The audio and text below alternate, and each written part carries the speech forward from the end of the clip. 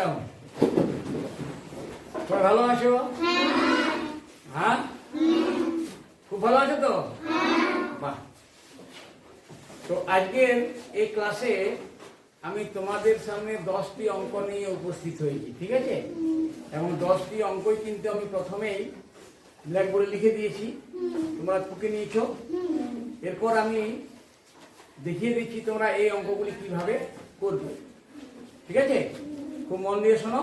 ক্লাসটি শুরু করছি। ক্লাসটি শুরু করার আগে প্রতিবারের মতো সবাইকে অনেক অনেক কি ভালোবাসা, স্নেহ জানাচ্ছি, ঠিক আছে? সবাই ভালো থেকো, মন দিয়ে পড়াশোনা করো, এই বলে আমি শুরু করছি ক্লাস, ঠিক আছে? হ্যাঁ, এবং ক্লাসটি চলার সময় কেউ হাল্লাগুলো করবে না। যদি কোনো প্রশ্ন থাকে দাঁড়িয়ে বলবে, আমি বুঝিয়ে দেবো, ঠিক আছে? তো শুরু করছি। প্রথম অঙ্কটি কয়েকটি, দেখো কয়েকটিতে কি বলা হয়েছে, দুই অঙ্কের বৃহত্তম সংখ্যাটি কত? বৃহত্তম মানে কি? বড়, সবচেয়ে বড়, তাকে বলা হয় বৃহত্তম। তো আমরা জানি যে আমরা যে 1 থেকে 100 পর্যন্ত লিখি সব সময়, সেটা কতগুলো সংখ্যা আছে? এক অঙ্ক বিশিষ্ট। এক অঙ্ক বিশিষ্ট সংখ্যাগুলো কি কি বলো তো দেখি? 1 থেকে 9 পর্যন্ত। 1 থেকে 9 পর্যন্ত এই সংখ্যাগুলি হচ্ছে এক অঙ্ক বিশিষ্ট। আর 9 এর পরে কি হয়? 10। 10 মানে কি হলো? 2 অঙ্ক বিশিষ্ট। 2 অঙ্ক বিশিষ্ট সংখ্যা শুরু হয় কোথা থেকে? 10 থেকে বলবে। 2 অঙ্ক বিশিষ্ট সংখ্যা শুরু হয় কোথা থেকে? 10 থেকে। এবং শেষ হয় কোথায়? 99 শেষ হয়। তাহলে বলা হয় যে 2 অঙ্কের বৃহত্তম সংখ্যাটি কত? তাহলে সবচেয়ে বড় সংখ্যাটি কত হবে? 99।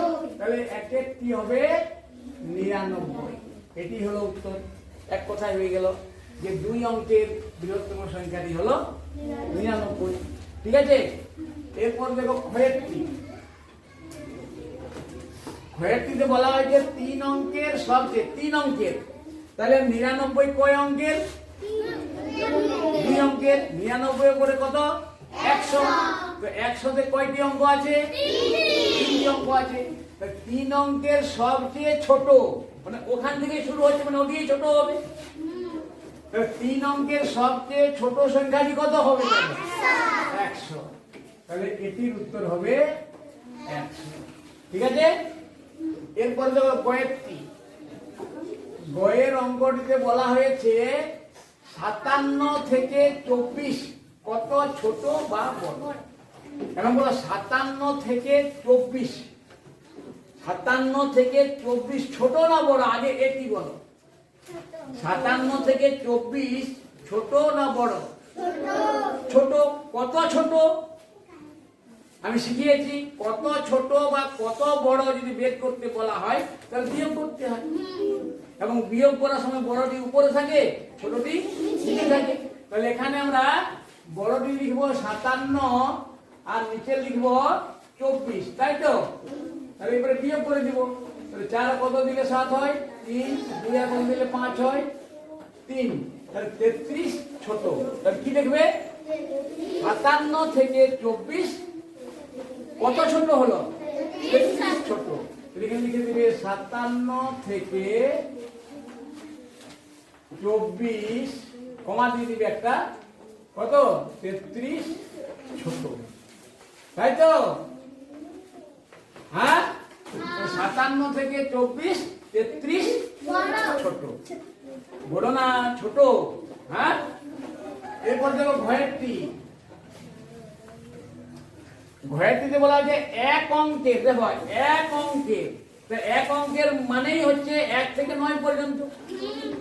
এক অঙ্ক বিশিষ্ট সংখ্যা মানেই তো হচ্ছে 1 থেকে 9 পর্যন্ত। তো এক অঙ্কের সবচেয়ে ছোট যৌগিক সংখ্যা, যৌগিক সংখ্যা বলো কোনটি হবে? 4 হবে। কারণ এক মৌলিক না যৌগিক? মৌলিক নয়, যৌগিক নয়। এটি তোমরাকে আমি মুখস্থ করে রাখতে বলেছি, মুখস্থ রেখেছি নিশ্চয়ই। এক কিন্তু মৌলিক নয়, যৌগিক নয়। 2 মৌলিক, 3 4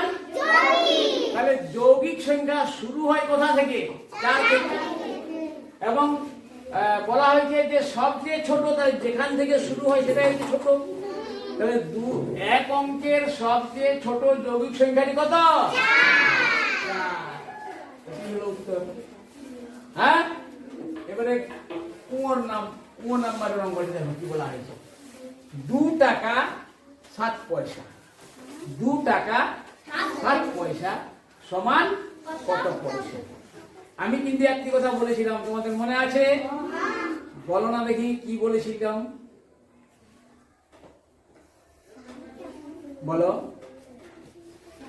কি বলেছিলাম? যে টাকা পয়সার অঙ্কের সময় দেখবে পয়সার ঘরে এক জোড়া অঙ্ক আছে কি না। পয়সার ঘরে এক জোড়া অঙ্ক থাকবেই থাকবে সব সময়, এটা কিন্তু খেয়াল রাখবে। পয়সার ঘরে সব সময় এক জোড়া অঙ্ক থাকবেই থাকবে। পয়সার ঘরে কত লেখা আছে? 7। এক জোড়া তো হচ্ছে না, তাহলে বাম দিকে একটা শূন্য বসিয়ে দিবে। কি দিবে? শূন্য বসিয়ে দিবে। তাহলে 2 টাকা 0.7। তোমরা প্রশ্নটির উপরে শূন্যটা বসিয়ে দিতে পারো, কোনো অসুবিধা নেই, ঠিক আছে? এরপরে কি করবে? কত পয়সা যদি করতে বলা হয়েছে, তখন তুমি অঙ্কগুলি পরপর এরপর লিখে দাও, পরপর। তাহলে প্রথমে লিখবে 2, তারপরে 0, তারপরে 7। যদি এখানে জোড়া অঙ্ক থাকতো, মনে করে না, তাহলে কিন্তু শূন্য দেওয়ার কোনো প্রয়োজন হতো না। এরপর থেকে মনে থাকবে, মনে থাকবে তো? 2 টাকা মনে করো 17 পয়সা আছে, তখন এখানে কিন্তু তোমার শূন্য দেওয়ার কোনো প্রয়োজন হতো না। কিন্তু যেহেতু একটি অঙ্ক আছে আর পয়সার ঘরে জোড়া অঙ্ক থাকবেই থাকবে। বলো একবার, বলো সবাই একসঙ্গে, পয়সার ঘরে জোড়া অঙ্ক থাকবেই থাকবে। তাহলে এখানে একটি অঙ্ক ছিল, আমরা বাম দিকে শূন্য দিয়ে জোড়া করে দিলাম, এক জোড়া করে দিলাম। তাহলে এরপরে অঙ্কগুলি আমরা পরপর লিখে দিব 2, 0, 7। তাহলে ওর উত্তর কি হবে? 2, 0, 7 পয়সা। বুঝতে পারছো? এরপরে অঙ্কগুলো দেখো। চয়ের অঙ্কটি, চয়ের অঙ্কটিতে বলা হয়েছে 3 ডজন কলা। তোমরা কলা নিশ্চয়ই খেয়েছো। কে কে কলা খেয়েছো? হাত উঠাতো। বাহ, সবাই কলা খেয়েছো। হ্যাঁ, 36টি। হ্যাঁ, উত্তরটি হবে 36। ঠিক আছে, আমি জিজ্ঞাসা করেছিলাম তোমরা কলা কে কে খেয়েছো? সবাই খেয়েছো। হ্যাঁ, কলা তোমার বেশি পছন্দ করে, নরম নরম নাকি? আচ্ছা, হাত নিচে করো। তাহলে কলা তুমি কি কিনেছো? খেয়েছো তো সবাই বললে যে আমি খেয়েছি। এখন যদি আমি প্রশ্ন করি, তোমরা কলা নিজেই কিনেছো কোনোদিন? তাহলে হয় মা কিনে দিয়েছিলেন, কিংবা বাবা কিনে দিয়েছিলেন, কিংবা অন্য কেউ কিনে দিয়েছিলেন, তোমরা খেয়েছো কিন্তু কেননি। যখন তোমরা কলা কিনবে তখন দেখবে গুনে গুনে দেয়, গুনে গুনে দেয়। 1টি, 2টি, 3টি, 4টি, 5টি, 6টি, 7টি, 8টি, 9টি, 10টি, 11টি, 12টি। যখনই 12টি হয়ে যাবে তখন আর দোকানদার কিন্তু কি বলবে না, ডজন বলবে। 1 ডজন। তাহলে কটিতে 1 ডজন হয়? 12টিতে 1 ডজন হয়। হ্যাঁ, এখন আমরা জানি তো ডজন এবং টি এটা সংখ্যার একক। ডজন এবং টি দুটিয়ে কিন্তু সংখ্যার একক। এখন ডজন এবং টি এর মাঝখানে একটা কিন্তু সংখ্যা রয়েছে, কত? 12। আচ্ছা, ডজন এককটা বড়, টি এককটা ছোট। তো যদি বড় একক থেকে ছোট এককের দিকে যাওয়া যায় তাহলে গুণ করতে হয়। কার সঙ্গে গুণ করবে? মাঝ পথে যার সঙ্গে দেখা হচ্ছে। তাহলে এখানে বলা হয়েছে 3 ডজন। তাহলে ডজনের ঘরে 3 বসিয়ে দাও, সমান 3 ডজন কয়টি হবে? না, এখানে 3 যাবে টি এর ঘরে, মাঝ পথে 12 সঙ্গে দেখা হচ্ছে, তাহলে 12 দ্বারা গুণ করে দাও। 3 12 গুণ করলে কত হয়? 36টি। তাহলে 3 ডজন কলা আমার এখানে লিখে দিবে, 3 ডজন কলা সমান 36টি কলা। বুঝতে পারলে? হ্যাঁ, এরপরে আমরা চলে যাচ্ছি কত নম্বরে? 6 ছতে বলা হয়েছে 2, 7 ও 4 দ্বারা গঠিত বৃহত্তম সংখ্যাটি কত? এখন দেখো এই অঙ্কটি একটু জটিল তোমাদের করছে। শুনো, এই অঙ্কটি কিন্তু একটু জটিল, ঠিক আছে? মনে করো এখানে আছে 2, এখানে আছে 7, এখানে আছে 4, এই 3টি অঙ্ক আছে।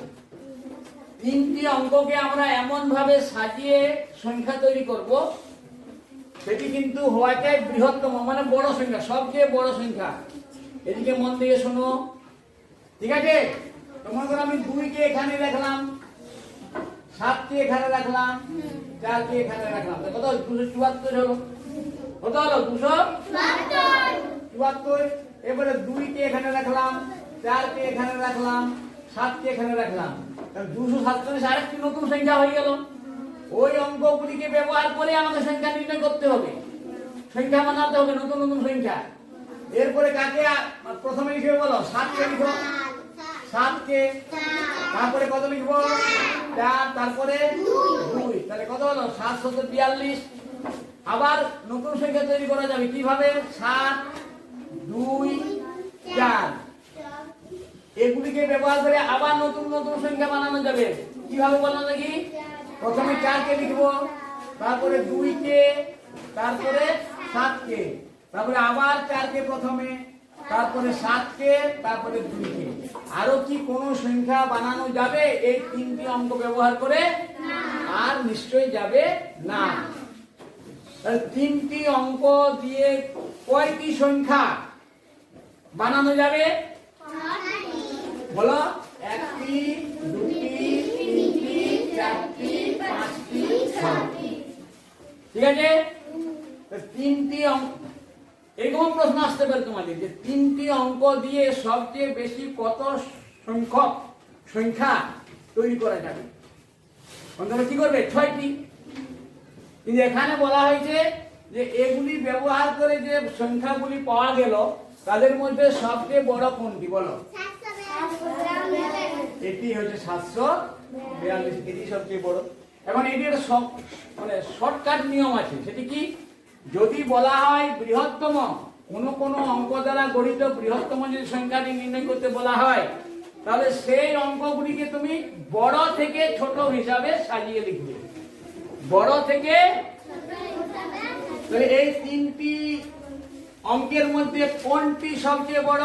7। তারপরে কে বড়? 4। তারপরে কে? তাহলে এই কমাগুলি কিন্তু তখন ব্যবহার করবে না। ব্যাপারটা বুঝতে পারছো তো? তাহলে ধরো 2টি থাকুক, 3টি থাকুক, 4টি থাকুক, এই অঙ্কগুলি দিয়ে বৃহত্তম সংখ্যা বা ক্ষুদ্রতম সংখ্যা লিখতে বলা হয়।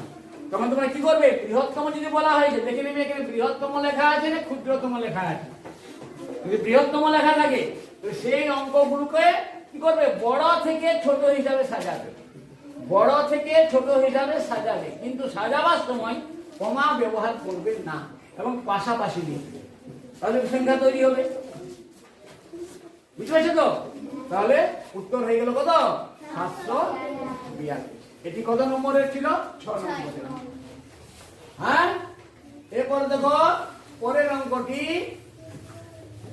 বর্গীজ।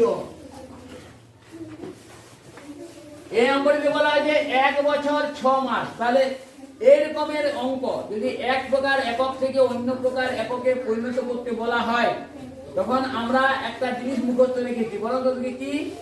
তালিকা। তালিকা। তাহলে এখানে কি বছর মাস, বছর মাস আছে, তাহলে বছর মাস দিন এই তালিকাটা ব্যবহার করব। হ্যাঁ, তাহলে এখানে আমরা লিখে দিলাম তালিকাটা বছর মাস দিন। এখন দিনটা না লিখলেও চলবে, তার কাছে দিনের উল্লেখ নেই, আমার দিনটাকে মুছেই দিচ্ছি। আচ্ছা বলো দেখি, বছর একক এবং মাস একক এদের মধ্যে বড় কে? বছর। মাসটা ছোট, এবং বছর এবং মাসের মাঝখানে একটা সংখ্যা আছে, তোমরা কি জানো? 12। বছর এর নিচে কত লিখব? 1 বছর, 1 বছর, আর মাসের নিচে 6 মাস লিখে দিলাম। এবারে বছরটাকে মাসে পরিণত করব। তাহলে বছরটাকে যখন আমরা মাসের ঘরে নিয়ে যাব তখন কি করব? গুণ করব না ভাগ করব? গুণ। বড় একক থেকে ছোট এককে গেলে গুণ করতে হয়। কত দিয়ে গুণ করবে? 12 দিয়ে। মানে মাঝ পথে যাওয়ার সময় মাঝ পথে যার সঙ্গে দেখা হচ্ছে, কার সঙ্গে দেখা হচ্ছে? 12। তাহলে 1 এর সঙ্গে 12 তে গুণ করে দিবে। কত হবে? 12। 12 কে 12। তাহলে 1 বছর সমান 12 মাস, আর এখানে রয়েছে 6 মাস। তাহলে 12 মাস আর এই আগে থেকেই থাকা 6 মাস যোগ করে দিবে নাকি? কত হয়ে যাবে? 18 মাস। এটি হবে উত্তর। ঠিক আছে, এরপরে শেষের অঙ্কটি আজকে নাকি? শেষের অঙ্কটি হচ্ছে কত? কি? হ্যাঁ সরি, ঝ আছে, ঝ আছে। 1 মিনিট 25 সেকেন্ড। আমি বলতে দাও, আমাকে বলতে দিবে তো। বলতো তো 4 মিনিট পরে নাকি? 4 মিনিট। তাহলে এখানে সেই এককের তালিকাটা লিখে দিব। কি কি বলো? মিনিট আর সেকেন্ড। আচ্ছা বলো তো, মিনিট এবং সেকেন্ড কোন রাশির একক? কোন রাশির একক? মূল্যের একক? মূল্যের একক? দামের একক বলে কি? মিনিট এবং সেকেন্ড দামের একক বলে কি? ওজনের একক বলে কি? তাহলে কিসের একক? মূল্যের একক বলে। বলে কে বলতে পারবে? এই যে মিনিট এবং সেকেন্ড কোন রাশির একক? আমরা এই এককটা মানে কোন জিনিসটা মাপার সময় ব্যবহার করি? চাল? তাহলে পেট্রোল? তাহলে মিনিট এবং সেকেন্ড এককটা আমরা কোন রাশিকে মাপার সময় ব্যবহার করি? বলো। সময়। সময়কে মাপার সময় আমরা, সময়কে পরিমাপ করার সময় আমরা মিনিট এবং সেকেন্ড, ঘন্টা এগুলো ব্যবহার করি। তাহলে এই মিনিট এবং সেকেন্ড এটা কোন রাশির একক? সময় রাশির একক। সময় রাশির একক। বুঝতে পেরেছো তো? আর কিলোগ্রাম গ্রাম কিসের একক? ওজনের একক। ওজনের একক। আর লিটার মিলিলিটার আয়তনের একক। তরলের আয়তনের একক। এগুলো কিন্তু মনে রাখবে। হ্যাঁ, লিটার। মিটার দৈর্ঘ্যের একক। মিটার সেন্টিমিটার কিসের একক? তাহলে আমরা কয়টি রাশি জানলাম? দৈর্ঘ্য, ওজন, সময়, তরলের আয়তন। একবার বলে একসঙ্গে, দৈর্ঘ্য, ওজন, সময়, তরলের আয়তন। 4টা রাশি। হ্যাঁ, সেটাই হোক। এখন মিনিট এবং সেকেন্ডের মাঝখানে কত লেখা থাকে? 5। কত মিনিট? 4 মিনিট। কত সেকেন্ড? 25 সেকেন্ড। তাহলে 25 সেকেন্ড তো সেকেন্ডের ঘরে আছে, ওকে কিছু করার দরকার নেই। এখন এই 4 মিনিটটাকে তুমি কি করবে? 4 মিনিটটাকে সেকেন্ডের ঘরে নিয়ে যাবে। তাহলে যাওয়ার সময় তো মাঝ পথে 60-এর সঙ্গে দেখা হচ্ছে, তো তার সে 60 দ্বারা গুণ করতে হবে। তাহলে 4 গুণ 60 সমান কত হয়ে গেল? 240 হলো তো? এখন সেই 240 এখানে যোগ করে দেবে। তাহলে কত হলো? 5 4 আর 2 6 2 265 সেকেন্ড। ঠিক আছে? তাহলে 4 মিনিট 25 সেকেন্ড সমান কত সেকেন্ড? 265 সেকেন্ড। ঠিক আছে? হ্যাঁ, এরপরে শেষের অঙ্কটি।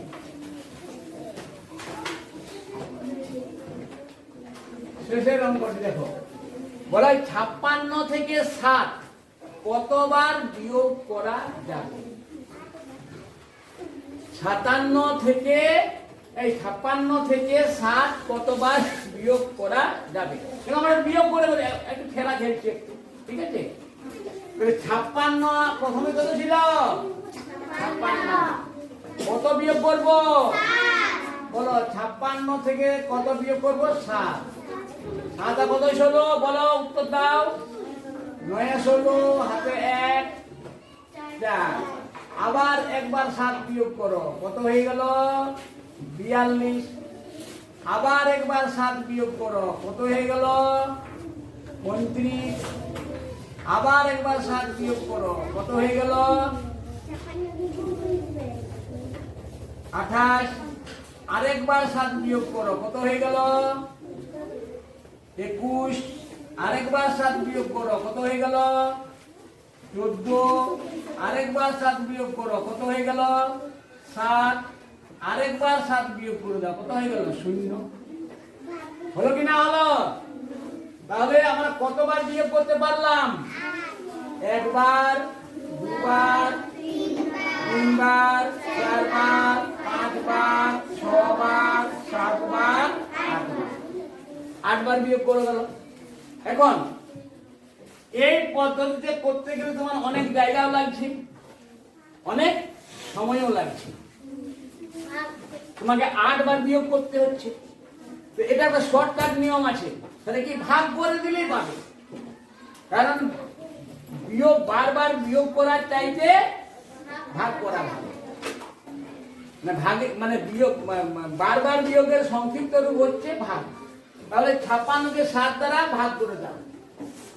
56কে ভাগ করে দাও। 7 8 56 দ্বারা মানে খুব কম সময়ের মধ্যে উত্তরটি পেয়ে গেলাম। পেয়ে গেলাম না? তাহলে 56 থেকে 7 কতবার বিয়োগ করা যাবে? 8বার। লিখে দিবে। অতএব 56 থেকে 7 8বার বিয়োগ করা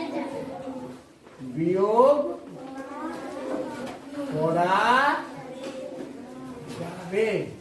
এটি হলো উত্তর।